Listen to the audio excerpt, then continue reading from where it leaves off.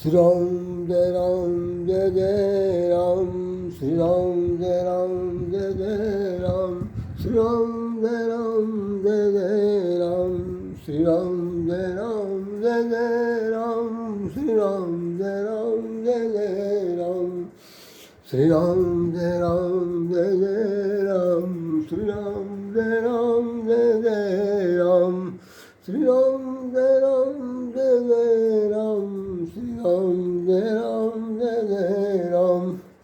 जय जय गिरिवरराज किशोरी, जय महेश मुख चंद चकोरी, जय गद भदन खड़ानन माता, जगत जननी दामिनी दुतिगाता, नहीं तो आदि मध्य अवसाना, अमित प्रभाव वेद नहीं जाना। भव भव विभव पराभव कारिणी, विश्व विमोहनी विश्व विहारिणी, देवी पूजी पद कमल तुम्हारे, असुर नर मुनि सब होहि सुखारे, देवी पूजी पद कमल तुम्हारे, सुर नर मुनि सब होहि सुखारे। आज काल रात्रि का अवतरण दिवस है। आप लोग देख रहे हैं आपके सामने माता दुर्गा का ये 9 रूप है, जिनमें अभी हम लोगों ने चर्चा की है। शैलपुत्री से लेकर अब तक हम लोग चले आए। कल तैनी का जो जन्म अवतरण दिवस था, उस पर मुझे ऑडियो बनाना पड़ा, वीडियो नहीं बन पाया, तो फ़ोन ख़राब हो गया। किसी दूसरे से मांग कर इस पर मैं कर रहा हूँ, और अगर यूट्यूब पर डाल सका तो बहुत बड़ी बात होगी।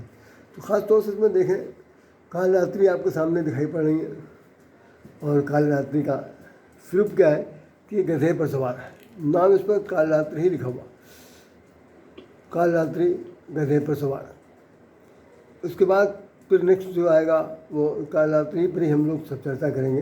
काल रात्रि देख लीजिए, अब ज़्यादा अच्छा दिख रहा है।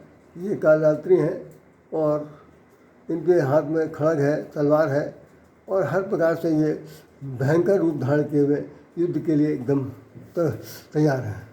तो दोनों हाथों में खड्ग है, त्रिशूल है, और मरमर छाल पहने हुए हैं, साथ साथ उसमें गधे पर बैठी हुई हैं। आइए हम लोग उस पर 2 मिनट चर्चा करते हैं।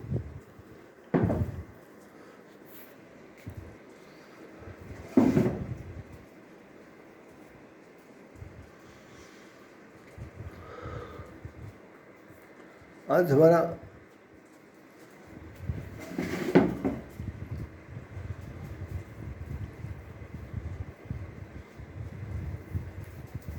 कुछ बातें कई बार लाख चाहने के बाद भी सही नहीं बन पाती हैं।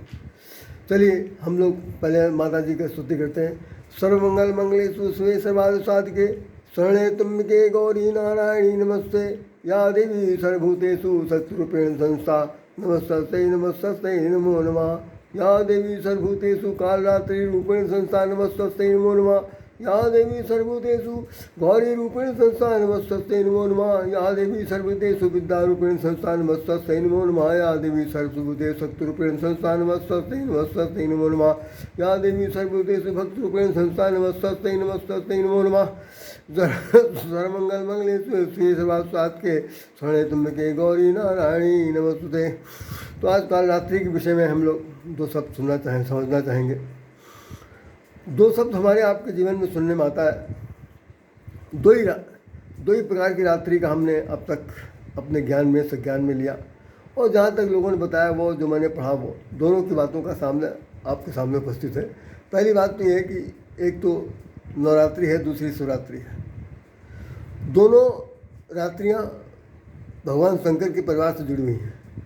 शिवरात्रि में भगवान शंकर का विवाह होता है, तो शिवरात्रि लिखी जाती है। शिव माने कल्याण की रात्रि, संसार के कल्याण के लिए वो विवाह करना स्वीकार करते हैं। और ये नवरात्रि 9 दिन की है। वहाँ तो एक ही रात्रि के सब हो रहा। अभी इससे पहले हड़ताल तीज पड़ी थी, उसमें भगवान शंकर का फिर भी शादी हुई थी। मतलब वर्ष भर शादी 2-2, 3-3 होती रहती है, तो हम जिस तरह त्यौहार आते हैं। और यहाँ पर शिवरात्रि में नवरात्रि के अंदर 9 दुर्गा की पूजा होती है। सब लोग जानते हैं 9 प्रकार के रूप हैं, 9 रूपों में विद्वान हैं, और देश के हित के लिए, समाज के हित के लिए, परिवार के हित के लिए, भक्तों के हित के लिए, संत महात्माओं के हित के लिए, विप्रों के हित के लिए, देवी देवताओं के हित के लिए, सबके लिए इन लोग अपना अपना रूप बदल कर हमारे आपके बीच में आते हैं और दुष्टों का संहार करते हैं, दुष्वृत्तियों का संहार करते हैं, आसुरी प्रवृत्ति का संहार करते हैं और आसुरी वृत्ति का संस्कार करते हैं। इसमें जो आसुरी वृत्ति से जो ओतप्रोत होते हैं उनको भी मिट्टी में मिलाते हैं। तो अब सबसे पहले मैं आपको बताऊं जो जिक्र करना चाहता हूँ, काल रात्रि किसे कहते हैं, काल रात्रि का माने क्या है। वैसे तो काल का शाब्दिक भाव जो है वो केवल काल माने समय, कालखंड समय की अवधि, और दूसरा काल माने मृत्यु, तीसरा अर्थ है काल माने प्रलय, चौथा अर्थ है काल माने यमराज का एक दिवस रूप, और इसके बाद जो पांचवा जो अंतिम सत्य है, उस सत्य के बाद दूसरा सत्य कोई शेष नहीं बचता। उसको हमने 5वें नंबर पर रख दिया। वो भी मैं समझता हूँ कि क्रम में एक ही आना चाहिए। जिस वक्त महाभारत का युद्ध हो रहा था और भगवान श्री कृष्ण के सामने अर्जुन के जो प्रश्न पूछे जा रहे थे, उन प्रश्नों के उत्तर में भगवान श्री कृष्ण ने 11वें अध्याय में अपना विराट रूप दिखाया था। सब लोग पढ़ा, जिन लोगों ने पढ़ा होगा जानते होंगे। उस विराट रूप के अंदर सारे देवी देवताओं एक साथ दिखाई पड़ रहे हैं और भगवान श्री कृष्ण के मुखारविंद से एक ज्वाला निकल रही है। सब तरफ से, एक तरफ से सारे जितने सैनिक हैं मुंह में जा रहे हैं, दूसरी तरफ से निकल रहे हैं, ऐसा करके दिखाई, सब कुछ चित्र दिखाई पड़ रहा। उनको देख करके अर्जुन ने पूछा कि महाराज आप कौन हैं। तो भगवान श्री कृष्ण ने एक बात कही जो मैंने इस क्रम को ये आगे बढ़ाते हुए इस बात में बताना चाहता हूँ कि भगवान ही क्या करना चाहता, अपने को किस रूपों में, कितने रूपों में बदलता है। तो अभी आपने देखा कि भाई वो स्कंद के रूप में भी आए, सेनापति बन गए, भगवान शंकर के पुत्र बनना भी स्वीकार कर लिया। इससे पहले और भी कई जगह पर बात आती है जहाँ पर कि जब भगवान शंकर ने को हनुमान जी बनना पड़ा, तो उसमें सबसे प्रारंभ में एक बात लिखी हुई है कि ब्रह्मा ने कहा था कि बानर धर रूप हरिपद सेवो जाए। सब जितने भी देवता हैं अब यहाँ से भागो, यहाँ पर कोई जगह नहीं है देवलोक में, आप जाइए सब पृथ्वी लोक में और जा करके बानर धर रूप मतलब बंदर मत बनिए, बानर धर रूप। इसका मतलब क्या हुआ कि सब देवता हैं। तो बहुत से लोग समझते हैं कि बंदर बन गए, बंदर कैसे बोलेगा, वो सब कुछ नहीं, बाकायदा वो सब देवता हैं, बंदर का रूप धारण किए हुए हैं। तो बानर धर रूप हरिपद सेवो जाए। तो भगवान शंकर जब बंदर बनते हैं तो अब हालत क्या है। और उनके लिए एक जन्म का एक कथा है कि वे अंजनी के गर्भ से पैदा हुए। अंजनी को उनके पिताजी जो गौतम ऋषि हैं श्राप दे चुके हैं।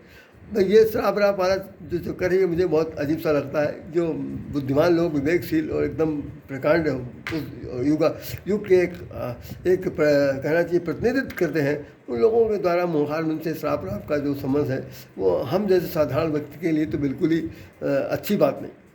बाकी लोग अच्छा हो सकता है, भाई बड़ा कौतूहल का विषय बन सकता है। तो गौतम ऋषि ने श्राप दे दिया था अपनी पत्नी को, तो पत्थर हो गई थी और बेटी से कहा था कि तुम जाओ कुमार जीवन में ही गर्भ धारण करो। तो उसी अंजना के गर्भ से भगवान हनुमान जी का जन्म होता है। और जाते हैं समुद्र मंथन के समय विश्व सुंदरी को देख करके भगवान शंकर का वीरपात हुआ था, उसको संग्रहित कर लिया गया था और कृत्रिम गर्भाधान के आधार पर पवन के द्वारा उन्हें लाया गया और उनके घर में प्रतिस्थापित कर दिया गया था। इसलिए अंजना नंदन भी कहलाते हैं, अंजनी पुत्र भी कहलाते हैं और शंकर स्वर्ण भी कहलाते हैं, पवन पुत्र भी कहलाते हैं, सभी कुछ इनका नाम। तो भाई भगवान शंकर जब जिस वक्त बंदर बन गए, एक जगह पर हमारे स्वामी वो कहते हैं, जगदाचार्य रामानंदाचार्य जी कहते हैं कि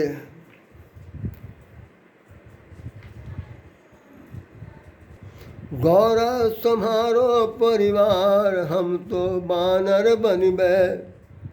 भगवान शंकर पार्वती जी से कह रहे हैं, गौरा सम्हारो परिवार हम तो बानर बन गए, हम तो बानर बन गए, हम तो बानर बन गए हो। गौरा संभालो अपन परिवार हम तो बानर बन गए। गौरा जी ने कहा कि फिर हम क्या करेंगे। हम यहाँ क्या करेंगे अब जब आप बंदर बन जाएंगे? तो उन्होंने कहा कि तुम हमारी दुम बन जाना, पूछ। अब इस कथा को आगे बढ़ाऊंगा मैं, बहुत बहुत लंबी है। खैर, और भगवान शंकर ने, भगवान राम ने उनको जिस वक्त कहा तात उऋण में नाही, प्रति उपकार करो का तोरा सन्मुख हो न सकत मोरा, देखो कर विचार मन माही तात उऋण में नाही। वहाँ पर भी पुत्र कह करके उनको पुकारा। अब एक बार पुत्र वो उनके बन चुके हैं भगवान राम, स्कंद के द्वारा, स्कंद नाम से। दूसरा, माता जी ने भी उनको कह दिया, जानकी जी ने भी कह दिया कि रघुपति चरण हृदय धरी तात मधुर फल खाओ। रघुपति का चरणों में हृदय में धारण करके आप ये अशोक वाटिका में फल फूल खाइए। मतलब दोनों पति पत्नी ने, सीता जी ने, रामचंद्र जी ने हनुमान जी को पुत्र कह दिया, पुत्रवत मान लिया और जीवन भर निभाया। भगवान राम और सीता के चरणों को पकड़कर हनुमान जी ने भी पूरी जीवन भर सेवकाई की और यही कहा कि पुत्र ही बने रहे। तो एक बार पुत्र बन गया, दूसरे पुत्र बनी, तो मैं इस क्रम में बता दिया। अब काल ये सुनिए, जो भगवान क्या नाम उनका, अर्जुन महाराज पूछ रहे हैं आप कौन हैं? तो उन्होंने कहा मैं बढ़ावा काल हूँ। तो कैसे आए? इस धरती पर पूरे सृष्टि का विनाश करने के लिए आया हूँ। लिखा हुआ, आप उदाहरण देख लीजिएगा 11वें अध्याय के अंदर बाकायदा श्लोक लिखा हुआ कि मैं बढ़ावा काल हूँ और इस सृष्टि का विनाश करने के लिए आया हूँ। जितने भी यहाँ पर लोग खड़े हैं उन सबको मैंने ख़त्म कर दिया। अब तुम्हें कुछ नहीं करना है, केवल एक मात्र धनुष बाण लेकर के अपना जो सौर वीरता है उसका प्रदर्शन करना है। ये मारे जा चुके हैं और देख लो कैसे मारे जा रहे हैं, उनको खाते हुए उन्होंने दिखाते, निगलते हुए दिखाते। बिल्कुल स्पष्ट है, एक सेकंड अगर आप होल्ड करें तो मैं उसको दिखा दूँ उसमें भगवान ने क्या कहा। 11वें अध्याय में आप देखें, 11वें अध्याय का ये श्लोक संख्या जिसमें प्रश्न पूछा गया 31 है, जिसमें अर्जुन भी पूछता है कि आप मुझे बताइए कि आप उग्र रूप धारण करने वाले कौन हैं? हे देवेश, हे श्रेष्ठ, मैं आपको नमस्कार करता हूँ। तो भगवान श्री कृष्ण बोले कि मैं लोगों का नाश करने वाला बढ़ा हुआ महाकाल हूँ। आज मैं महाकाल रात्रि के बारे में वर्णन कर रहा हूँ और भगवान श्री कृष्ण कह रहे हैं कि मैं भगवान श्री कृष्ण बोले मैं लोगों का सारे संसार का नाश करने वाला महाकाल हूँ। इस समय इन लोगों को नष्ट करने के लिए मैं प्रवृत्त हूँ। ये है, देखा जा सकता है 11वें अध्याय का 31 और 32वां ये श्लोक है। इसका सब लोग अपने अपने घर में जिनके पास गीता हो या नहीं मंगा के पढ़ लें। तो ये तो मैंने ये बता दिया। अब आप ज़रा देखिए कि रामचरितमानस में क्या लिखा हुआ। रामचरितमानस में सबसे स्पष्ट सेंटेंस लिखा हुआ, सुनकर आपको हैरानी होगी कि रामचरितमानस से बढ़कर संसार में कोई ग्रंथ नहीं। राधेश्याम तो इस बात के लिए नतमस्तक होकर कोट नतमस्तक हो कहता है, जब वो कहते हैं, भगवान गोस्वामी जी कहते हैं कि गावत वेद पुराण अष्ट दस छवो शास्त्र सब ग्रंथन को रस। तो 18 पुराण 6 शास्त्र उन सबका रस है इस रामायण में। तो फिर कौन सी रामायण और क्या चीज़ पढ़ना चाहते हैं भाई, क्या चीज़ देखने जाना चाहते हैं? मुझे 61 साल हो गया रामायण पढ़ते हुए। बचपन में जिस वक्त नहीं कुछ समझ में आता था तब से लेकर आज तक बुढ़ापा तक मैं कोई दिन नागा नहीं हुआ। ये भगवान की बड़ी महती कृपा है कि मैं 61 साल से रामायण पढ़ रहा हूँ और जितना कुछ भी जानता हूँ, बोलता हूँ, कहता हूँ, संत महात्माओं के बाद में जो बैठ सुना समझा है वो सब रामायण के हैं। और कोई अलग से कोई मैं सीख के कहीं से माँ के पेट से नहीं आया। तो इसमें लिखा हुआ मैं आपको सुना दूँ जो आज के प्रसंग में निश्चित रूप से बहुत ज़रूरी है। तात सुना हूँ, ये भरद्वाज और याज्ञवल के बीच में कथा हो रही है प्रयागराज में, और याज्ञवल कथा सुना रहे हैं। कथा सुनाते इसमें वो कह रहे हैं कि तात सुना हूँ सादर मनुलाई, कहूँ राम कथा सुहाई। आप मन लगा कर कथा सुनिए, आप लोग भी सुनिए भाई। मैं राधेश्याम बोल रहा हूँ, मैं कथा नहीं सुना रहा हूँ, लेकिन आप लोगों से चर्चा कर रहा हूँ, इसी कथा का चर्चा कर रहा हूँ। तो उन्होंने कहा कि कथा तो सुनिए लेकिन भाई मन लगा के सुनिए। क्या सुनना है अंडरलाइन करिएगा अभी जो मैं बोलूँगा। महामोह महिषेषु विशाला। महिषेष मैंने महिषासुर, मही में धरती का ईश्वर बना हुआ जो राक्षस है महिषासुर, तो उसको महिषेष यहाँ कहा गया। महिष प्लस ईशु, तो महामोह बहुत ही द ग्रेट पर्सनालिटी ऑफ अभिमान, अहंकार, मोह का बना हुआ स्वरूप, उसको कह रहे हैं महिषासुर। तो कह रहे हैं महामोह महिषेषु विशाला, तो उसको क्या करेंगे? दूसरी चौपाई में लाइन कह रहे हैं कि राम कथा कालिका कराला। राम की कथा जो है उसको कालिका है, काली जी हैं, महाकाली हैं, और महाकाली केवल जीभ निकाले हुए नहीं है, कराल हैं, खा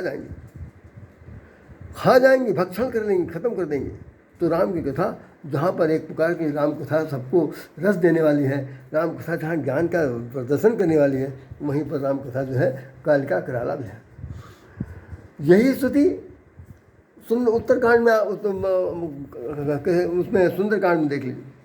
सुंदरकांड में जितनी भी देवियाँ, 7 देवियों के नाम आए हैं हमारे यहाँ, उन 7 देवियों के बीच में सबसे ज़्यादा महत्वपूर्ण किसका नाम है? अशोक वाटिका में बैठी हुई हैं और रोदन कर रही हैं, सारी राक्षसियाँ उनको डरा रही हैं। रावण आया और चला गया, कई बार आया कई बार गया, और उसने 1 महीने का मौका दिया। मास दिवस में वो कहाँ न माना तो मैं मारो उखाड़ के पाना। हे देवी, 1 महीने के अंदर अगर तुमने मेरा कहना नहीं माना तो मैं इसी कृपा से तुम्हारा सर काट दूंगा। आप कल्पना करिए, जितने भी बुद्धिमान लोग हैं मेरी बात को सुन रहे हैं, कल्पना कर लीजिए, रावण के लिए एक स्त्री को मारना कोई बहुत बड़ी बात नहीं थी, बहुत बड़ी बात नहीं थी, बिल्कुल कुछ भी नहीं था। इतना दिग्विजय, इतना अपने समय का कहना चाहिए दैत्य, बदमाश, सब कुछ मैंने कहना चाहा कि उससे ज़्यादा कोई क्रूर कोई नहीं हो सकता था। उसकी पत्नी ने उसका पैर पकड़ लिया और पकड़ के बहुत कुछ समझाया। समझाते समय ने क्या कहा वही सुन लीजिए। लंका के अंदर बैठे हुए हैं राम को और सीता जी को पहचानने वाले लोग। विभीषण भी पहचानता है और मंदोदरी पहचानती है, मालवंत भी पहचानता है, और कई लोग, उसका जो छोटा भाई है कुंभकर्ण भी पहचानता है। कुंभकर्ण ने तो यहाँ तक कह दिया, भलन कीन तैनिस चरना, तुमने अच्छा नहीं किया, राक्षसों के राजा अपने, तुमने अच्छा नहीं किया। और वो कह रहा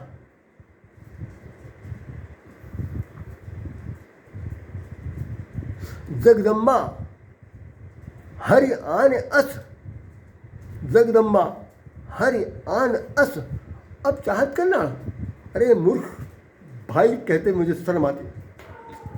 जगदम्बा को तुमने हरण कर लिया और अब तुम करना चाहते हो। भाई होने के नाते मैं तुम्हारी तरफ से लड़ूंगा जरूर, लेकिन तुमने अच्छा नहीं किया। कुंभकर्ण ने क्या किया जब उसको जगाने के लिए कहा था, जगदम्बा हरि आन सठ, जगदम्बा जी को तुमने हरण करके लाए हो और यहाँ पर तुम हमसे सहायता चाहते हो। चलो, मंदोदरी क्या कह रही है आज की प्रसंग में देखिए, बहुत सुंदर लिखा हुआ।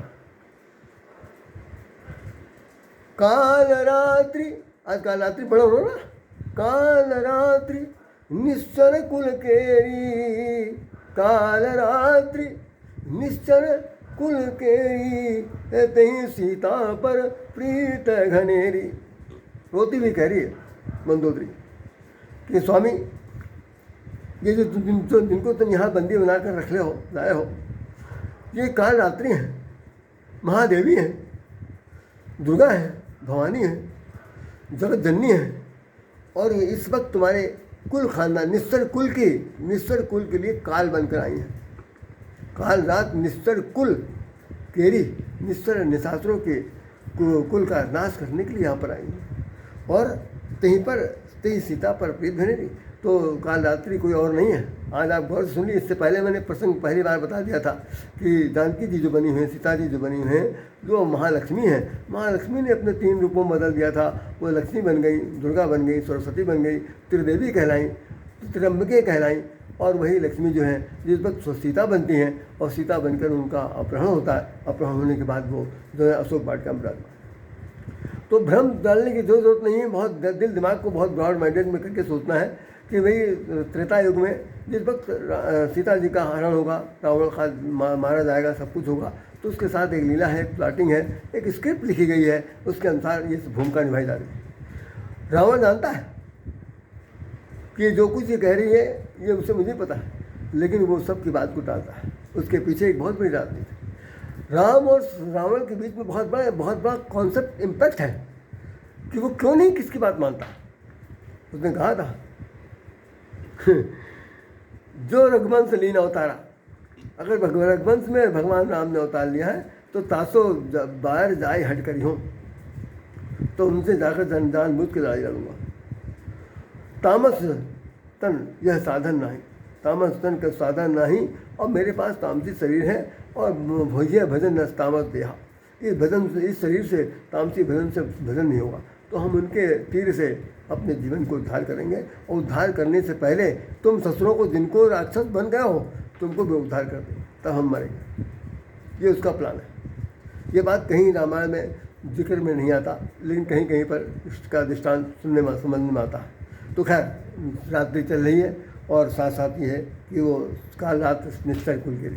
तो अब मैं यहाँ पर जो बताना चाहता हूँ मैंने आपको बता दिया, इसका एक संक्षेप में और सुन लीजिए कि भगवान विष्णु और लक्ष्मी जी के बीच में जब एक वार्ता हुई थी, उन्होंने कहा कि आपने इतने सारे योग बदल दिए, सबको हर तरह से अवतार लेकर के सबका दुष्टों का नाश किया, लेकिन कभी हमने आपका युद्ध नहीं देखा।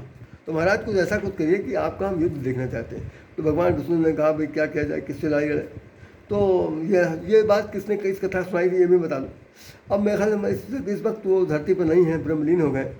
बनारस से आते थे महात्मा पंडित शंभुनाथ चतुर्वेदी, बहुत गौर से सुन लीजिए, मैंने उनकी कथा कम से कम 15 साल सुनी। इसी हनुमान सेतु पर होती थी, इससे ज़्यादा और समय हो गया होगा, 15-20 साल हो गया होगा। कथा होती थी, हर फरवरी के महीने में होती थी। तो उनको मानस हंस कहा जाता था। उन्होंने कहा, उनके पिताजी जो थे भीमचंडी दास थे, जिनको हमारे एक मित्र ऑफिस में काम करते थे जिनका नाम था श्रीकांत त्रिपाठी, वो उनके बड़े मुरीद थे।